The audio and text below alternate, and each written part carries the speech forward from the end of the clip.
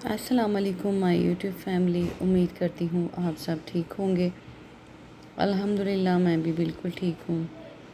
شروع کرتے ہیں آج کا بلاگ۔ آج کا بلاگ سٹارٹ کرنے سے پہلے میں آپ لوگوں سے یہی کہنا چاہوں گی، ویڈیو کو اینڈ تک دیکھیے گا اور چینل کو لائک کریں، شیئر کریں اور سبسکرائب کریں پلیز۔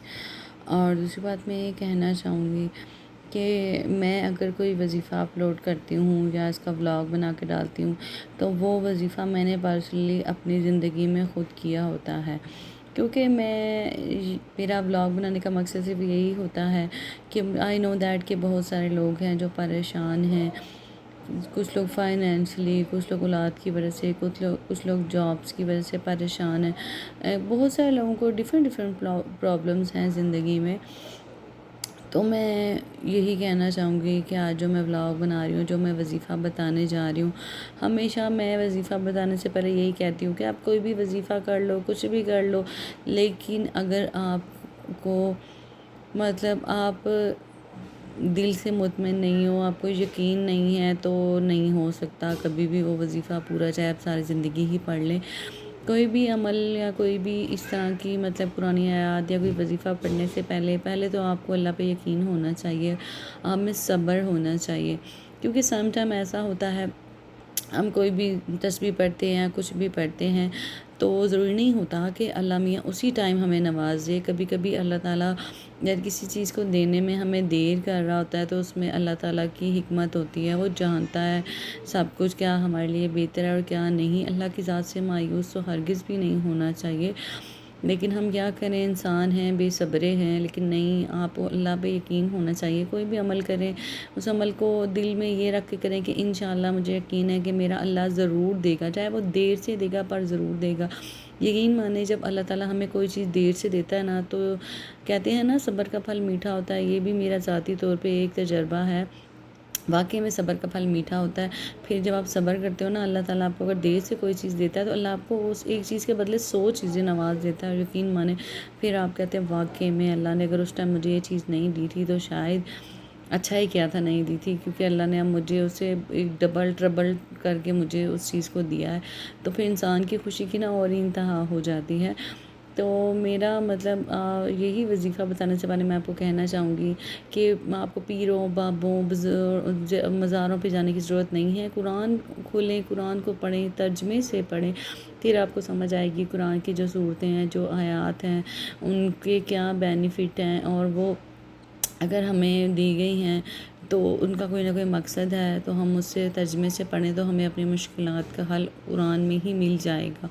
تو ہمیشہ جب بھی آپ کوئی وظیفہ کریں، تسبیح کریں، اپنے لیے دعا کریں اور دوسروں کے لیے بھی کریں، کیونکہ انسان جب دوسروں کے لیے مانگتا ہے تو اسے اپنے لیے مانگنے کی ضرورت نہیں پڑتی، اللہ بن مانگے ہی نواز دیتا ہے۔ اور کبھی کبھی تو ایسا ہوتا ہے کہ ہم نے سوچا بھی نہیں ہوتا اور اللہ میاں وہ چیز ہمیں بن مانگے دے دیتے ہیں، تو ہماری خوشی کی پھر انتہا تو نہ پوچھے کیا ہی ہوتی ہے۔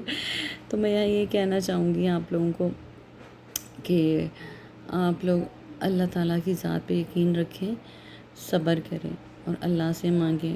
کسی انسان کے آگے ہاتھ پھیلائیں گے تو اپنی انسلٹ ہوگی، وہ کل کو آپ کو احسان تو کر دے گا پر آپ پہ جتلا دے گا، اپنے احسان کا قرض مانگے گا۔ بہتری اللہ تعالیٰ کی ذات ہے جو انسان پہ بے تحاشا اپنی رحمتیں، نعمتیں نشاور کرتی ہے اور اس کا صلہ بھی نہیں مانگتی۔ تو ہمیں اپنے اللہ سے مانگنا چاہیے، اللہ پہ یقین ہونا چاہیے کہ وہ غفور رحیم ہے، کریم ہے، عظیم ہے، اس کی ذات وہ ہمیں کبھی بھی خالی ہاتھ نہیں لوٹاتی۔ یہ میری زندگی کے تجربے ہیں اور میں آپ کو ایکسپلین نہیں کر سکتی کہ بہت سارے میری زندگی میں بھی کچھ واقعات ہوئے جن سے میں نے بھی سبق سیکھا اور مجھے بھی پتہ چلا کہ اللہ کے سوا کوئی نہیں کسی کا، اللہ کی ذات ہے، آپ اسی سے مانگیں، اسی پہ یقین رکھیں۔ میں جتنے بھی آپ کو بلاگ میں وظیفے بتاتی ہوں، میں پرسنلی وہ خود یوز کرتی ہوں یا میں نے کیے ہیں، اور ان سے مجھے جو فائدے ہوئے، اس لیے آگے پھر میں آپ لوگوں کو بتاتی ہوں کہ آپ لوگ بھی اسے کریں، آپ لوگوں کو بھی فائدہ ہو۔ تو اللہ کی ذات پہ بس یقین رکھا کریں۔ تو میں آپ کو جو وظیفہ بتا رہی ہوں، اس وظیفے کو بتانے سے پہلے میں آپ کو یہی کہ وظیفہ بتانے سے پہلے یہ دیکھیں، اس کی حالت دیکھ لیں، آپ کہتے ہوں گے کہ کیا ہے، کیونکہ میں اس کو خود ریگولر پڑھتی ہوں، تو میں آپ کو یہی کہنا چاہوں گی جو میں آپ کو بتانے جا رہی ہوں، یہ آپ دیکھیں۔ یہ ہے اس کو پڑھنے سے پہلے اول اور آخر آپ درود شریف پڑھیں 3 بار. ہر نماز کے بعد آپ اس کو 1 بار پڑھ لیں. ٹھیک ہے جی. یہ لکھا ہوا ہے بسم اللہ الرحمن الرحیم.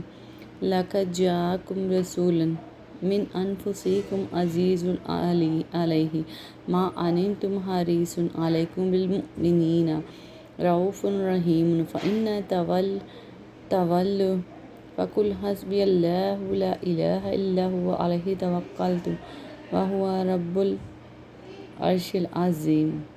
تو اول آخر 3 بار آپ درود شریف پڑھیں اور پھر اس کو ہر نماز کے بعد آپ پڑھیں اور یقین کے ساتھ. اللہ انشاءاللہ کرم کرے گا کہ دلی مرادیں ضرور پوری کرے گا. اس چیز پہ نہ جائے گا کہ اوپر سے یہ پھٹا نہیں ہے، کیونکہ میں ریگولر اس کو پڑھتی ہوں ہر نماز کے بعد. بچے ہیں پھر آپ کو پتہ ہے وہ کھینچتے بھی ہیں، تو آپ لوگ بھی پڑھیں. انشاءاللہ آپ کو اس سے بہت فائدہ ہوگا اور آپ دوسروں تک بھی یہ چیز پہنچائیں. تو ہمیشہ اچھی چیز دوسروں تک پہنچانی چاہیے دوسروں کو بھی، تاکہ اس سے فائدہ ہو. تو ویڈیو کو میری اینڈ تک دیکھیں، لائک کریں، چینل کو شیئر کریں اور سبسکرائب کریں. جی بیٹا کیا ہے، کیا کہہ رہے ہو؟